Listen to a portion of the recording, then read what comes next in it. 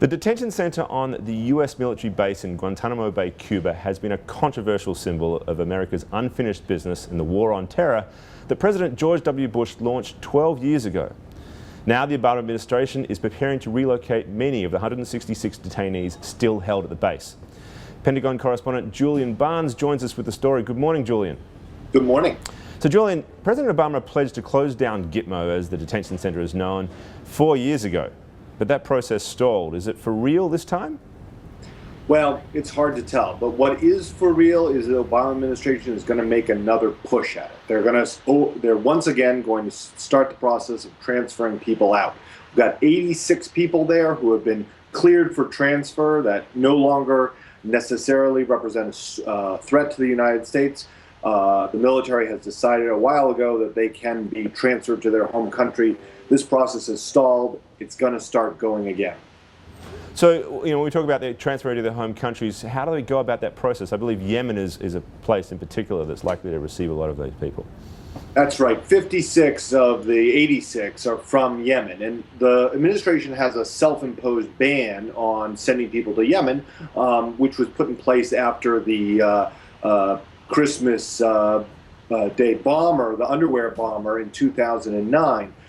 But Congress has also put up a lot of hurdles here to transferring people, not only to Yemen, but to any country where former Gitmo detainees have returned to the battlefield. So, in effect, the Secretary of Defense has to sign a national security waiver.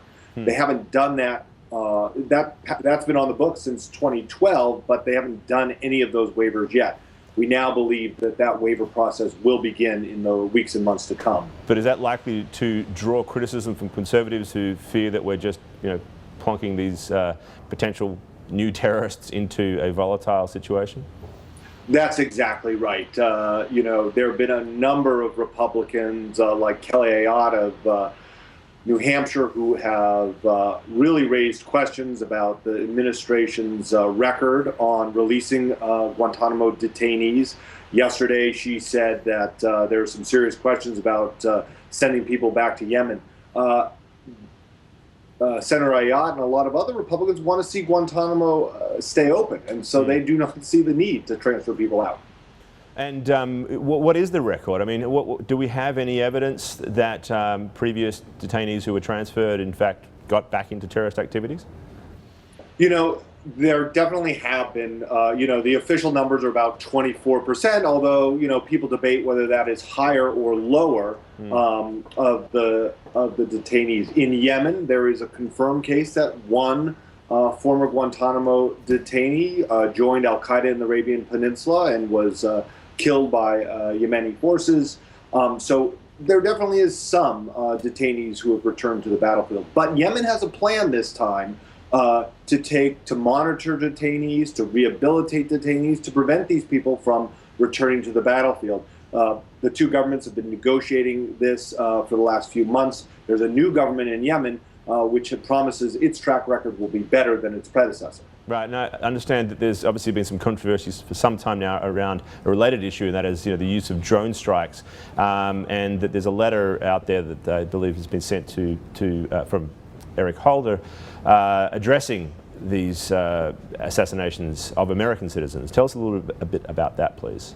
Right. So what the administration calls targeted killings, they, in a letter to Congress yesterday ahead of President Obama's speech today, they revealed that 4 Americans have been killed in drone strikes during the Obama administration. Now, only one of these people, Anwar al-Awlaki, al-Qaeda leader in Yemen, was the target of the drone strike. The others were killed in drone strikes that were targeting others, or were so-called signature strikes, where they attack what they think are a group of militants.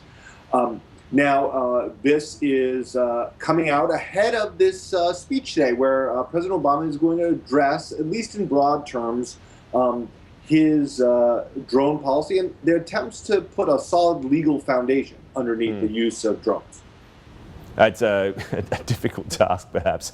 Julian, thank you very much for your time. That's all we have time for now, folks.